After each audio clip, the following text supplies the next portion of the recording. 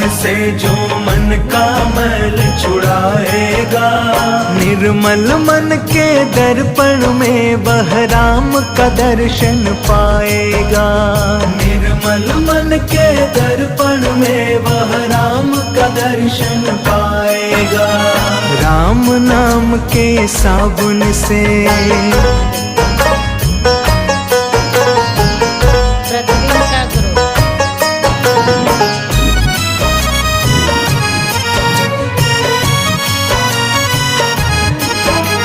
झूठ कपट निंदा को त्यागो, हर प्राणी से प्यार करो।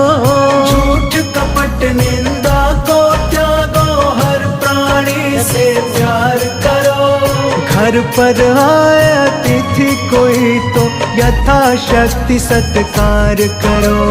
घर पर आए अतिथि कोई तो यथाशक्ति सत्कार करो। पता नहीं किस रूप में आकर,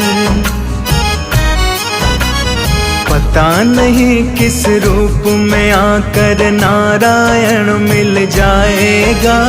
निर्मल मन के दर्पण में वह राम का दर्शन पाएगा। राम नाम के साबुन से